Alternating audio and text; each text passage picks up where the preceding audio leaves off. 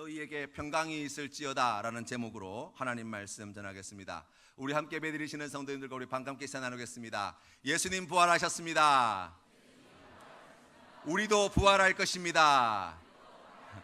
더 많이 사랑하겠습니다. 우리 해마다 부활주일이 되면 이제 계란을 준비해서 드리는데요. 저희들이 식당에다가 이렇게 준비를 해놓거든요. 그런데 식당에 오시지 못하시고 급하게 댁으로 바로 가셔야 될 분들이 못 드신다고 이렇게 안타깝게 생각하시는 분들이 많이 계시더라고요. 그래서 오늘은 특별하게 바로 가시는 분들을 위해서 1층 출입구 쪽에 따로 이 계란을 준비해 놓았으니까요, 한 분도 빠짐없이 오늘 준비되어진 계란 꼭 가져가시면 감사하겠습니다. 사순절 특별 새벽성회가 은혜 가운데 마쳤습니다. 하나님께 너무나 감사한 것은 올해 이 특별 새벽성회 가운데 은혜를 더해 주셔서 갈수록 더 많은 분들이 기쁨으로 자원하는 마음으로 은혜를 사모하며 나오셨고, 우리가 이 40일 넘는 이 기간 동안에 함께 누가복음의 말씀을 통하여서 하나님의 말씀을, 그리고 아침마다 기도로 또 말씀으로 하나님 앞에 가까이 나아가기 위하여 이 귀한 시간을 드릴 수 있었습니다. 무엇보다도 감사한 것은 이 사순절 기간 동안 짧지 않은 기간임에도 불구하고 하나님께서 은혜를 더하여 주셔서 큰 어려움 없이 우리가 이 귀한 여정을 함께 할 수 있었다는 것이 얼마나 감사한지 모르겠습니다. 하나님께서 이 귀한 은혜를 사모하며 나온 우리 성도님들 모든 분들에게 더욱 크신 은혜로 이 2019년 남은 기간에도 만나주시고 또 보살펴 주시고 인도해 주시고 복 더하여 주실 줄로 믿습니다. 오늘 우리가 읽은 성경 말씀은 예수님께서 부활하신 후에 제자들을 찾아가 만나시는 장면이에요. 이 제자들은 부활하셨다는 예수님의 소식을 들었습니다. 보았다는 사람들의 증언도 들었습니다. 그럼에도 불구하고 자신들의 두 눈으로 보았던 십자가에 피 흘려 죽으신 예수 그리스도, 그 무덤에 들어가 있는 시신을 보았던 이 예수 그리스도의 이야기를 생각할 때 부활하신 예수님이 다시 죽으신 예수님이 다시 살아날 것이라고는 꿈에도 상상할 수 없었지요. 그때 그들 가운데에 우리 주님이 찾아오신 거예요. 예수님께서 찾아오셔서 참 많은 말씀들을 하실 수 있었을 거예요. 너희들이 어떻게 그럴 수 있냐, 나를 버리고 다 도망가고 나를 배신하고 나한테 그렇게 장담하더니 베드로 너는 나한테 정말 그러면 안 된다고 이렇게 따져 물으실 만도 한데, 오늘 성경 말씀에 보니까 우리 주님께서 찾아오셔서 제일 먼저 주시는 말씀이 무엇입니까? 너희에게 평강이 있을지어다 라는 말씀이에요. 우리가 이 말씀을 듣고 생각해 본다면 왜 주님께서 이 말씀을 주셨을까라는 질문을 가져봅니다. 그 이유는 하나지요. 왜 그렇습니까? 이 제자들 안에 평강이 없음을 우리 주님께서 아셨기 때문이에요. 왜 평강이 없습니까? 라고 이야기하면 예수님께서 죽으셨다고 생각하였기 때문입니다. 예수님도 잡아 죽였던 이 유대 종교 권력을 생각해 보면 예수님을 따랐던 자기들의 신분은 이제 더 이상 보호받을 수 없는 그러한 어려운 지경에 있다 생각하여서 숨었습니다. 그리고 두려움에 떨었습니다. 그런데 그곳에 우리 주님께서 찾아오셔서 평강이 있을지어다 말씀해 주신 거예요. 여러 제자들의 이야기가 있었습니다. 보았던 여인들의 이야기도 들었습니다. 부활하셨다는 거예요. 그러나 이 이야기를 듣게 되어질 때 제자들의 마음 가운데에 믿을 수도 없고 안 믿을 수도 없는 그러한 어려움이 있었을 것 같아요. 분명히 내가 죽으신 것을 보았는데 지금 제자들 몇몇 제자들이 살았다고 이야기하고 여인들이 예수님께서 다시 사셨다는 이야기를 듣게 되어질 때 마음 한편으로는 정말 그런 일이 일어났을까? 라고 하는 생각이 있었지만 또 한편으로는 그러한 이야기를 했던 사람들을 불신하였을 것입니다. 뭔가 잘못 보았겠지, 뭔가 착각했겠지, 뭔가 오해했겠지 라는 생각으로 이야기를 들었을 것입니다. 그곳에 우리 주님께서 찾아오셨어요. 평강이 없던 이 제자들의 마음 가운데 가득 차 있던 마음이 무엇이었습니까? 두려움이에요. 의심입니다. 우리가 오늘 성경 말씀에 보면 이 두려움과 의심 가운데 빠져 있는 제자들에게 너희에게 평강이 있을지어다 말씀하여 주실 때 여러분 마음 가운데 어떤 생각이 드십니까? 아니 그런다고 평강이 생길 것 같으면 무슨 걱정이 있겠습니까? 우리가 신앙생활할 때도 늘 그런 어려움이 있잖아요. 두려움이 생기고 염려가 생기고 근심이 생길 때에 걱정하지 마시라고, 예수님 믿기만 하면 된다고. 우리가 그러한 이야기를 듣게 되어지면, 아니 사람이 어떻게 걱정 없이 사냐고, 어떻게 두려움 없이 살아가냐고, 이 문제가 해결되어지지 않았는데 어떻게 내 마음에 평강이 찾아올 수 있냐고, 우리가 그렇게 이야기할 수 있죠. 이 두려움과 의심이라고 하는 것은 이런 역할을 합니다. 보지 말아야 할 것을 보게 만들고 보아야 할 것을 보지 못하게 만드는 역할을 하죠. 어느 한 젊은 부인에게 어느 날 친구가 급하게 전화를 한 거예요. 그래 무슨 전화인가 받아보았더니 이 친구가 다급한 목소리로 놀라지 말라고, 충격받지 말라고, 내가 오늘 시내에 나갔는데 당신 남편이 웬 젊은 아가씨를 팔짱을 끼고 호텔에서 나오는 것을 내 눈으로 똑똑히 봤다는 거예요. 그러면서 충격받지 말라고, 너 잘 살펴보라고, 뭐 의심 가는 게 없었냐고 그렇게 물어보는 거예요. 그 이야기를 듣고 마음에 큰 충격을 받았습니다. 전화를 끊고 난 다음에 생각해 보니까 하나같이 다 의심살 만한 일들이에요. 아니 평소와 다르게 이 화장품을 너무나 많이 발랐던 것 같고, 이 평소와 다르게 자신을 바라보는 눈빛이 이상하였던 것 같고, 그리고 뭐 이야기를 하면 듣는 둥 마는 둥 그냥 쓱 지나가 버리고, 가만히 보니까 전화를 받을 때도 내 눈치를 보면서 전화를 받았던 것 같은 그러한 기억들이 있는 거예요. 저녁에 남편이 집에서 돌아왔습니다. 가만히 보니까 이 남편한테 지금 이 이야기를 해야 되나 말아야 되나 고민을 하는데 마음이 너무나 불편한 거예요. 너무나 괴로운 거예요. 어찌할 바를 알지 못하겠는 거예요. 하나같이 이상하게 보이는 거예요. 그런데 그 다음날 아침에 친정집에 있던 이 부인의 동생이 집에 놀러 온 거예요. 놀러 와서 하는 이야기가 그거였어요. 어제 형부하고 같이 근사한 레스토랑에 가서 맛있는 점심을 먹었다는 거예요. 대학생활 하고 있는 이 처제를 안쓰럽게 생각했던 형부가 특별하게 이 좋은 식당에 데려가가지고 맛있는 음식을 사줬다는 거예요. 가만히 들어보니까 그 이야기인 거예요. 그 이야기를 듣는 순간 다시 신랑이 달라져 보이는 거예요. 그러면 그렇지, 그러면 그렇지. 여러분, 우리가 하나님 앞에 나아갈 때 하나님 어떻게 두려움 없이 살 수 있습니까? 우리가 어떻게 염려 없이 살 수 있습니까? 우리가 어찌 걱정 안 하고 살 수 있습니까? 라고 이야기할 수 있어요. 그런데 만약 우리가 두려움 가운데, 염려 가운데, 의심 가운데, 불안함 가운데 살아간다고 한다면 우리가 인정해야 될 것이 있어요. 보아야 할 것을 보지 못하며 살고 있다는 거예요. 지금 내 삶의 자리에 정말 보아야 할 것들을 보지 못하고 보지 말아도 될 것을 우리가 보며 살고 있다는 거예요. 두려운 마음이 찾아올 때, 의심의 마음이 찾아올 때 여러분의 마음에는, 여러분의 눈에는 무엇이 보이십니까? 세상을 살아가는 것이 쉽지 않습니다. 예, 맞습니다. 슬픔이 많고 눈물이 많고 괴로운 일이 많고 답답한 일이 많고 내 뜻대로 되지 않는 일이 많아서 두려운 마음이 찾아오는 것이 맞아요. 염려할 마음이 생겨요. 그래서 보이는 것이 무엇이냐고요. 세상의 것이 커 보이지 않습니까? 세상의 것이 대단해 보이지 않습니까? 그런데 그것이 전부 다입니까? 만약 우리가 우리의 눈에 세상의 것밖에 보이지 않아서 우리가 그런 두려움의 자리에 빠져 있어서 하나님 어쩔 수 없습니다 라고 이야기한다면 우리의 인생에는 정말 소망이 없는 거예요. 잘못된 것을 보고 그것을 사실이냐, 그것을 전부이냐, 우리가 그렇게 우리의 인생을 허비하며 살아간다면 그것처럼 불쌍한 인생이 없다고 할 것입니다. 그러한 우리에게 주님이 찾아오신 거예요. 너희에게 평강이 있을지어다. 그렇다고 한다면 우리가 이런 질문을 가질 수 있어요. 그럼 어떻게 하면 평강이 찾아올 수 있습니까? 우리 안에 어떻게 하면 평강이 찾아온다는 말입니까? 우리가 오늘 성경 말씀에 보게 되어지면 이 제자들, 두려움과 근심 가운데, 의심 가운데 있던 이 제자들에게 우리 주님께서 행하신 가장 귀한 일이 무엇인가 라고 이야기한다면 그들이 있는 곳에 찾아오셨다는 거예요. 그곳에서 자신의 손과 발을 만지게 하셨다는 거예요. 그곳에서 제자들과 함께 식사를 하셨다는 거예요. 무슨 말씀입니까? 우리와 예수 그리스도께서 함께 하신다는 것을 믿어야 된다는 거예요. 함께 하시는 예수 그리스도는 우리의 삶의 자리, 먹고 사는 삶의 자리에 함께 하시는 분이시라고 성경은 우리에게 이야기하는 거예요.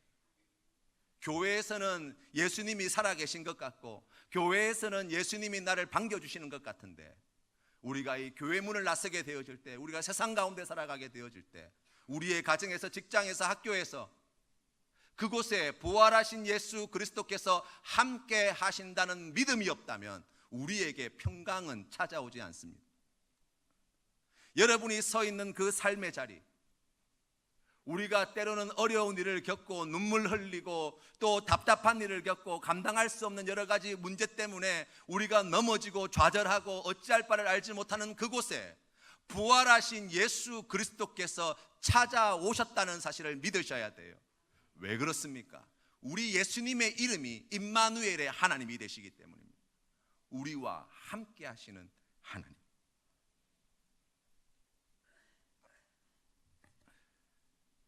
그 예수 그리스도는 만져져야 된다고 이야기합니다. 그 예수 그리스도는 우리와 함께 밥을 먹는 예수 그리스도가 되어야 한다고 합니다. 어떻게 그럴 수 있습니까? 예수님은 이미 부활 승천하셔서 이 땅에 계시지 않는데요. 성경 말씀에 보면 교회를 가리켜서 이 성경은 우리에게 그리스도의 몸이라고 이야기하였습니다. 교회에 있는 모든 그리스도인은 그리스도의 지체라고 이야기합니다. 부활 승천하신 예수 그리스도를 어디서 만질 수 있습니까? 어디서 볼 수 있습니까? 어디서 같이 밥을 먹을 수 있습니까? 라고 이야기한다면 예수 그리스도의 몸된 교회를 통하여, 예수 그리스도의 손과 발과 지체가 되어지는 그리스도인을 통하여 부활 승리하신 예수 그리스도는 오늘도 우리와 함께 하신다고 말씀하시는 거예요.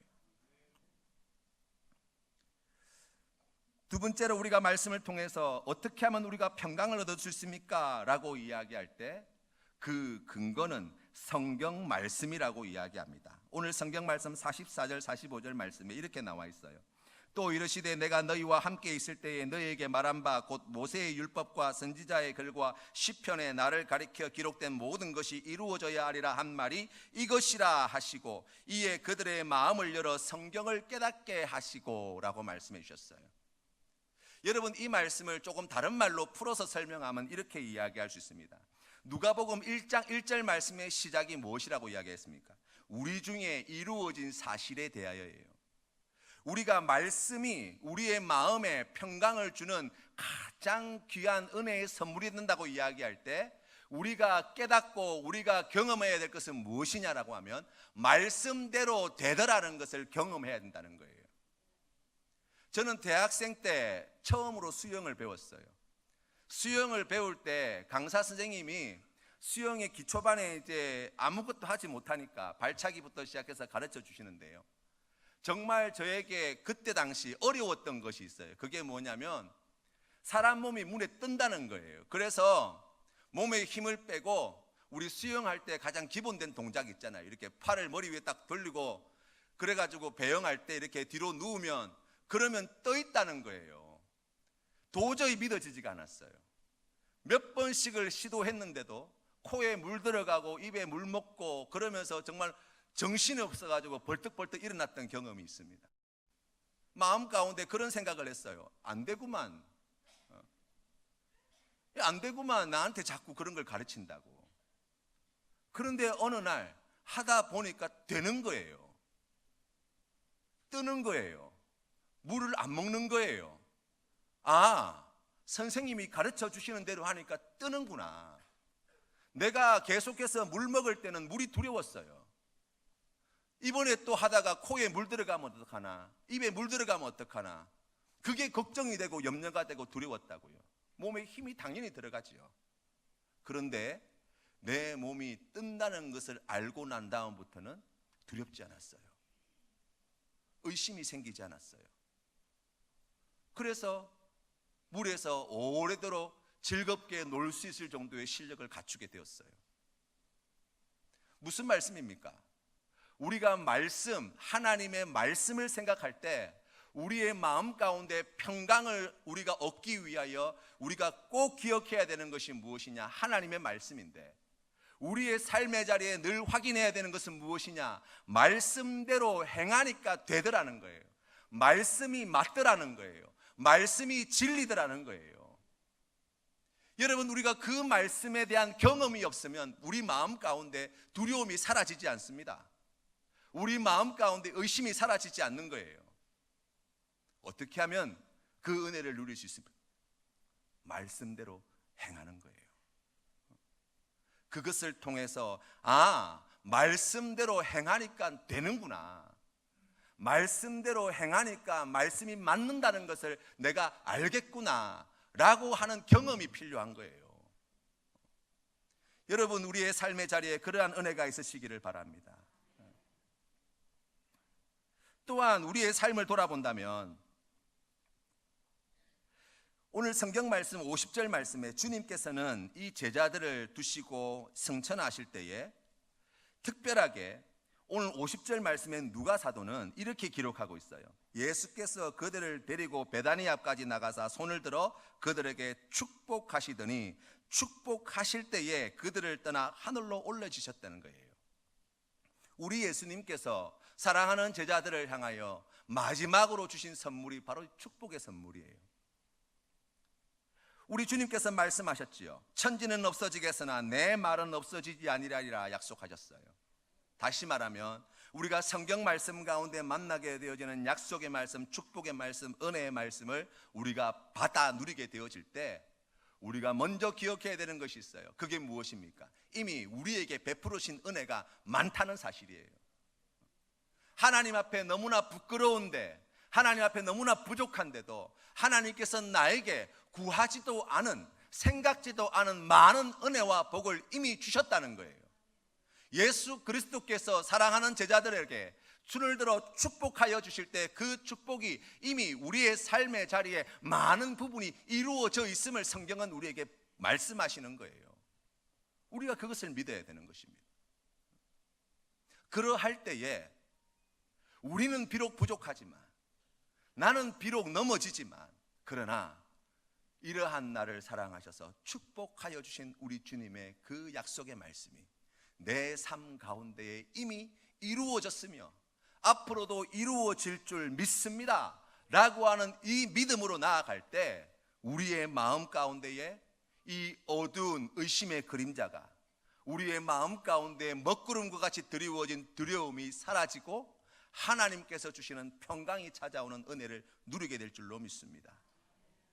또한 성경 말씀에 보니까 가서 전할 때에 우리는 평안할 수 있다고 말씀합니다. 이게 무슨 말씀인가 싶지요. 어느 목사님께서 평안이라고 하는 것을 이렇게 설명해 주셨어요. 제 기능을 발휘하는 것, 바로 그것이 평안이라는 거예요. 우리는 생각할 때 아무 일도 일어나지 않은 그런 잔잔한 호수와 같은 것을 우리가 바라볼 때 마음이 평안합니다 라고 이야기하는데, 실제 우리의 삶을 돌아본다면 아무런 일도 일어나지 않는 이 무미건조한 삶과 같은 삶을 우리가 살아간다면 아마 지겨워 죽을 거예요. 기계가 평안할 때는 그 기계가 제 기능을 잘 발휘해서 돌아갈 때예요. 기계가 쿵쾅거리고 고장이 나는 것은 뭐예요? 그 기계가 지금 제 기능을 가지고 있지 못하다는 증거지요. 우리의 신앙의 삶에도 마찬가지입니다. 언제 우리가 평안을 누릴 수 있습니까? 라고 이야기한다면 성도로서 제 기능을 잘 감당하게 되어질 때 평안하게 되어진다는 거예요. 하나님께서 우리에게 맡겨주신 귀한 사명이 무엇입니까? 우리에게 많은 사명이 주어져 있지만 그 가운데에 하나님께서 우리에게 주신 귀한 은혜의 선물, 바로 하나님을 마음을 다하여, 정성을 다하여, 힘을 다하여, 목숨을 다하여 사랑하는 것, 내 이웃을 내 몸과 같이 사랑하는 것 뿐만 아니라 그 귀한 사랑으로 나아가서 이 귀한 복음을 전하는 것, 바로 그것이 우리에게 맡겨주신 사명이에요. 그렇다고 한다면 예수 그리스도를 믿는 성도는 언제 평안할 수 있습니까? 라고 이야기한다면 사랑할 때요, 예수 그리스도를 믿는 성도는 복음을 전할 때에 비로소 제 기능을 다하게 되어지는 것이고, 그때에 비로소 평안함을 누리게 되어진다고 성경은 우리에게 이야기하는 것입니다. 우리가 생각하는, 우리가 추구하는 평안은 입에 맛있는 것을 잔뜩 집어넣고 손에 값비싼 것을 한가득 쥐고 조용히 아무 일도 없는 것처럼 있는 것이 평안이 아니라는 거예요. 하나님께서 기뻐하시는 그 귀한 부르심 앞에 우리가 착하고 순전한 마음으로 우리의 삶을 주님께 드리게 되어질 때 이 평안을 우리에게 허락하여 주신다 말씀합니다. 사랑하는 성도 여러분, 우리의 삶의 자리에 두려워할 일, 의심할 일이 많이 있습니다. 그러나 우리 주님께서는 사망 권세를 이기시고 부활 승리하신 우리의 구원자가 되셨다고 말씀합니다. 우리의 인생에 눈물이 있습니다. 우리의 인생에 죽음이 있습니다. 우리의 인생에 실패가 있습니다. 우리의 인생에 어려운 문제가 있습니다. 그러나 사망 권세 이기시고 승리하신 부활하신 예수 그리스도께서는 그 모든 것을 넉넉히 이기시는 우리의 구세주가 되어주셨다고 성경은 말씀하는 거예요. 그렇기 때문에 사망 권세 이기시고 부활하신 예수 그리스도를 믿는 믿음으로 나와 함께 하시는 예수 그리스도와 함께 주님의 말씀에 순종하여서 하나님께서 기뻐하시는 그 귀한 사명 잘 감당하며 우리 하나님께 귀한 영광 올려드리며 나아갈 때 사랑이 많으시고 은혜가 풍성하신 우리 하나님께서 두려움 가운데, 의심 가운데, 염려 가운데, 불안함 가운데 살아가는 우리에게 세상이 결코 흔들어 놓을 수 없고 세상이 빼앗을 수 없는 하늘로부터 주시는 참 평안을 우리에게 허락해 주실 줄로 믿습니다. 부활하신 예수 그리스도와 함께 이 평안을 누리시는 사랑하는 성도님의 귀한 삶이 되시기를 주님의 이름으로 축원합니다. 기도드리겠습니다.